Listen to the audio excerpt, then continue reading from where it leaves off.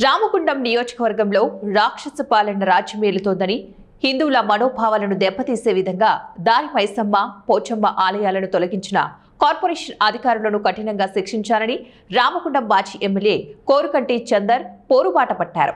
పెద్దపల్లి జిల్లా గోదావరికని ఆలయాల తొలగింపునకు వ్యతిరేకంగా ఎమ్మెల్యే క్యాంపు కార్యాలయం ముట్టడిలో ఆయన పార్టీ శ్రేణులతో కలిసి పాల్గొన్నారు. కార్మిక క్షేత్రంలో 46 దారి మైసమ్మ, పోచమ్మ ఆలయాల తొలగింపు రామగుండం ఎమ్మెల్యే రాజ్ ఠాకూర్ ఆదేశాలతోనే జరిగిందని ఆయన విమర్శించారు.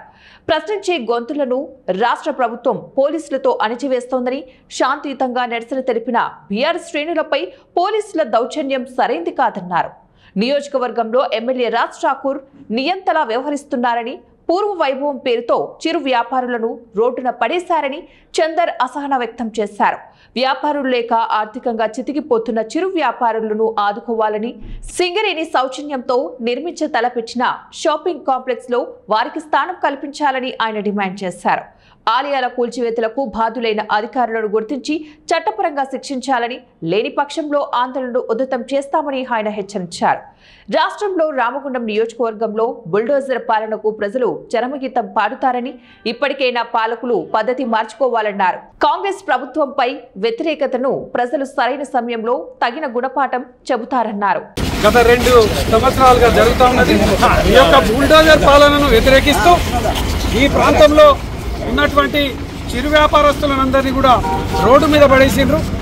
చిరు వ్యాపారస్తులకు ఇవాళ సింగరేణి యాజమాన్యం కట్టిస్తున్నటువంటి ఒక వ్యాపార సముదాయాన్ని వాళ్లకు పర్మనెంట్గా ఉచితంగా ఇవ్వాలని డిమాండ్ చేస్తూ, అదేవిధంగా గత 15 రోజుల క్రితం ఈ యొక్క రామగుండం నియోజకవర్గంలో ఉన్నటువంటి దారి మైసమ్మ గుళ్ళు 46 గుళ్లను కూలగొట్టిండ్రు. ఎవరు కూలగొట్టిండ్రు ఏంది అంటే కూడా సరి అయినటువంటి సమాధానం లేదు. దీనికి రామగుండం ఎమ్మెల్యే రాజ్ ఠాకూర్ మక్కన్ సింగ్ బాధ్యత వహించాలి.